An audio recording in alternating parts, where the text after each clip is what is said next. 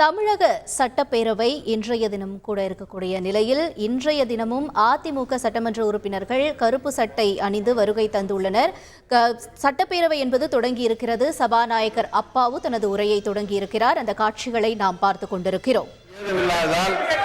வருவாய்த்துறையினரிடம் நிலம் கோரி பெறப்பட்டு அமைக்கப்பட்டு நடவடிக்கை எடுக்கப்படும் என்பதை தெரிவித்துக் கொள்கிறேன். இதன் மூலம் குடிநீர் விநியோகம் செய்யப்பட்டு வருகிறது. வார்டு எண்கள் 13, 14, 17.5 லட்சத்தில் கொள்ளளவில் நகராட்சியில் 13 எண்கள் மேல்நிலை தொட்டிகள், 43.5 லட்சத்தில் கொள்ளளவில் நகராட்சியில் 13 எண்கள் மேல்நிலை தொட்டிகள், 43.5 லட்சத்தில்.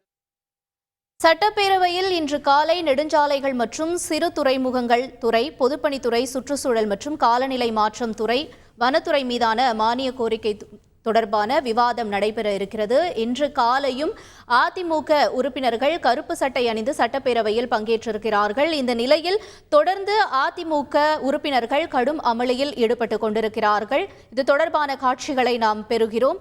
கள்ளக்குறிச்சி விஷச்சாராய சம்பவம் தொடர்பாக தொடர்ந்து அதிமுக உறுப்பினர்கள் சட்டப்பேரவையில் கடந்த 2 முறை அமளியில் ஈடுபட்டு வெளிநடப்பு செய்திருந்தனர். இன்றைய தினமும் அதேபோல சட்டப்பேரவை தொடங்கிய உடனேயே அதிமுக உறுப்பினர்கள் தொடர் அமளியில் ஈடுபட்டு வருகிறார்கள். தொடர்ந்து நம்முடன் செய்தியாளர் ரமேஷ் இணைப்பில் இணைகிறார். அவரிடம் பேசலாம்.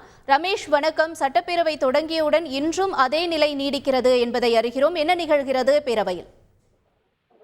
தமிழக சட்டப்பேரவை கூட்டத்தொடர் 5வது நாளாக இன்று கூடியிருக்கிறது. சரியாக காலை 9:30 மணிக்கு வினாக்கள் விடை நேரத்துடன் சட்டப்பேரவை கூடிய நிலையில் அதிமுக எம்எல்ஏக்கள் 3வது நாளாக சட்டப்பேரவையில் தொடர்ந்து அமளியில் ஈடுபட்டு வருகின்றனர். சபாநாயகர் அப்பாவு அவை நடவடிக்கையை மதிக்க வேண்டும், அதிமுக எம்எல்ஏக்கள் அமைதி காக்க வேண்டும் என்று பேசி வருகிறார். இன்று தினத்தை பொறுத்தவரைக்கும் இந்த கள்ளக்குறிச்சி விஷச்சாராய உயிரிழப்பு சம்பவத்திற்கு எதிர்ப்பு தெரிவித்துத்தான் அதிமுக எம்எல்ஏக்கள் 65 பேரும் சட்டப்பேரவையில் அமளியில் ஈடுபட்டு வருவதை பார்க்க முடிகிறது. ஏற்கனவே கடந்த வெள்ளிக்கிழமையும் சனிக்கிழமையும் இதே போன்று இந்த கேள்வி நேரத்தை ஒத்திவைத்துவிட்டு சட்டப்பேரவை தொடங்கிய உடனேயே இந்த கள்ளக்குறிச்சி விஷச்சாராய உயிரிழப்பு சம்பந்தமாக விவாதிக்க வேண்டும் என்று அதிமுக எம்எல்ஏக்கள் எதிர்க்கட்சித் தலைவர் எடப்பாடி பழனிசாமி தலைமையில் அமளியில் ஈடுபட்டதை பார்க்க முடிந்தது.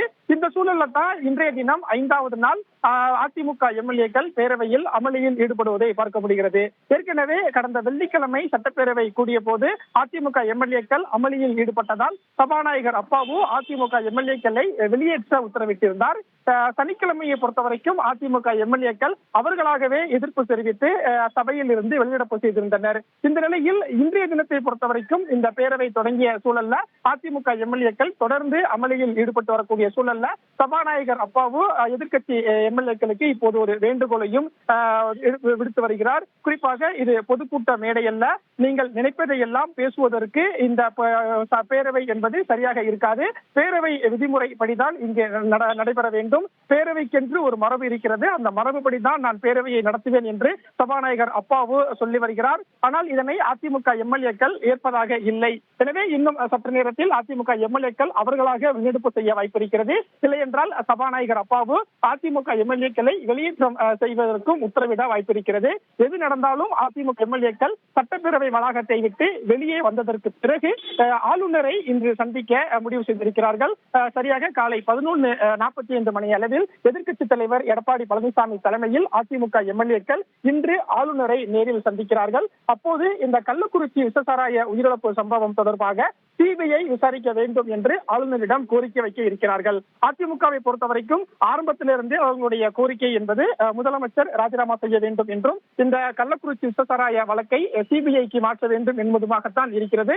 அதே கோரிக்கையை தான் அதிமுக எம்எல்ஏக்கள் இன்றும் சொல்லியிருக்கிறார்கள் என்பதை பார்க்க முடிகிறது. இப்போது அதிமுக எம்எல்ஏக்கள் அனைவரையும் சபையில் இருந்து வெளியேற்றம் செய்வதற்கு சபாநாயகர் அப்பாவு உத்தரவிட்டிருக்கிறார். அவை காவலர்கள் இப்போது அதிமுக எம்எல்ஏக்களை அவையில் இருந்து வெளியேற்றம் செய்யக்கூடிய பணிகள்ல ஈடுபட்டு வருகிறார்கள். இதுதான் சட்டப்பேரவையில் இன்று இப்போதைக்கு நடைபெறக்கூடிய கள நிலவரமாக இருக்கிறது. ஏற்கனவே கடந்த வெள்ளிக்கிழமை அதிமுக எம்எல்ஏக்கள் சட்டப்பேரவையில் இருந்து வெளியேற்றம் செய்யப்பட்ட நிலையில் இரண்டாவது நாளாக அவை காவலர்கள் மூலம் அதிமுக எம்எல்ஏக்கள் சட்டப்பேரவையில் இருந்து வெளியேற்றக்கூடிய சூழல் என்பதுதான் இன்று வந்திருக்கிறது. ஒருமுறை அதிமுக எம்எல்ஏக்கள் காலையில் வெளியேற்றம் செய்யப்பட்டுவிட்டால் இன்றைய அவையில் அவர்களால் பங்கேற்க முடியாது. எனவே இன்றைய சூழலையும் அதிமுக எம்எல்ஏக்கள் பேரவையில் இருந்து வெளியேற்றப்படும் சூழல் என்பது உருவாகி இருக்கிறது. செய்திகளை உடனுக்குடன் தெரிந்து கொள்ள உடனே சப்ஸ்கிரைப் பண்ணுங்க.